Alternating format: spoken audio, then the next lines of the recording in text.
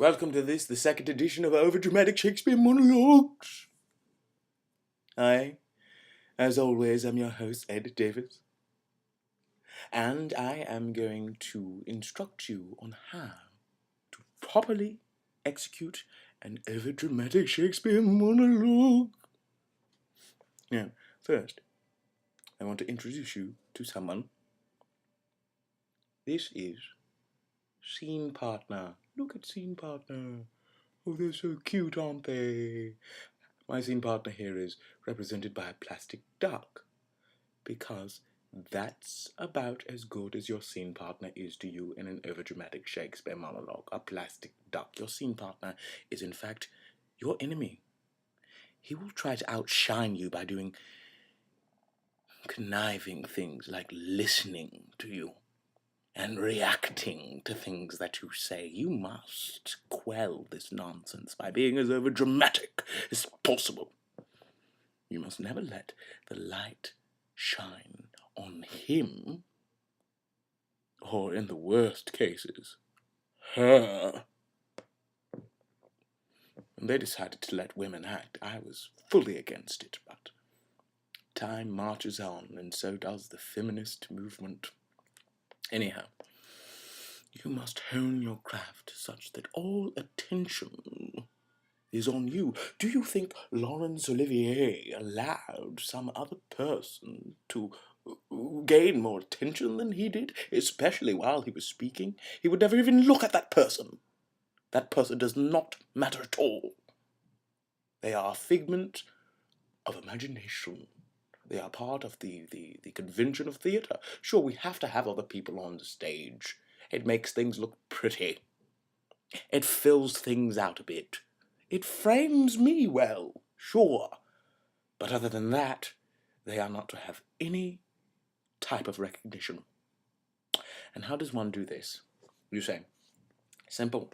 Be louder than the other person. Always scream if you have to. Cry at a moment when you don't think crying is appropriate. It always is appropriate. It lets people know you can manipulate your emotions and, in fact, are an actor. And in some cases, you may want to push your scene partner till they fall off the stage. I didn't make these rules. These are golden rules passed down to me by the greats, and I am sharing them with you rank amateurs. Now today, it was suggested that I work on a woman's monologue, Lady McBee, and I'm simply not going to do that, because it's a silly, silly monologue, isn't it? Because women are silly, silly creatures, and Shakespeare knew that. That's why he did not let them on stage, and he knew that a woman could not play herself in a truthful light. She's biased, so he allowed men to do it. And sometimes he had men play women who dressed as men. Very complex, confusing, and probably indicative of his homosexuality. But that is neither here nor there. We are going to read today a sonnet. Turn your riversides to the back. That's where they keep them. And let's see here what we want to read, shall we? Go past the map of the globe, for those of you who have the latest edition. And before the glossary. And here we are. Now, sonnets are paragraphs of poem that have some rhymes in different places and are very pretty. And, you know, some people will tell you, look in a lexicon or look at the folio. I don't trust the folio because I don't trust a document that misspelled things. I mean, there are F's where there clearly should be S's. So, poo-poo on your folio. You don't actually have to know anything that is being said in these ridiculous paragraphs. I mean, they were actually letters that Shakespeare wrote to some young homosexual man.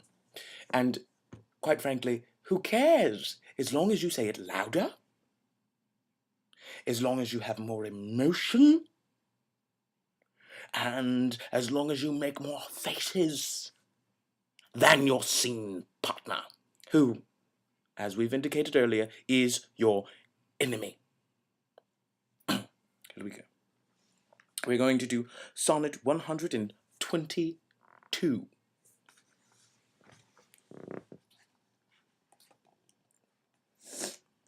Thy gift, thy tables are within my brain, full charactered with lasting memory, which shall above that idle rank remain, beyond all date, even to eternity. Or at the least, so long as brain and heart have faculty by nature to subsist, till each to raised oblivion yield his part, of thee thy record never can be missed. That pure retention could not so much hold, nor need I tallies thy dear love to score. Therefore to give them from me was I bold, to trust those tables that receive thee more. To keep and adjunct to remember thee were to import forgetfulness in me. Did you understand what that meant? If you did, I did not do my job. Shakespeare is complex. It should remain complex. Unintelligent people such as yourself should never understand it. The audience should be confused and bewildered and not know what's going on. They should be bored to tears. Some of them may fall asleep, and those are the idiots.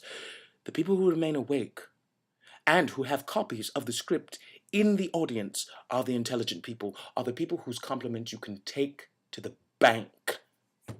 Of course, you won't make any money doing Shakespeare. That's not the point, is it? It's intellectual stimulus. This has been the second edition of How to Do an Overdramatic Shakespeare Monologue. I'm your host, as always, Ed Davis. And check out my next series after this 14-volume series called How to Do an Overdramatic Sondheim Song. More to come. More to come.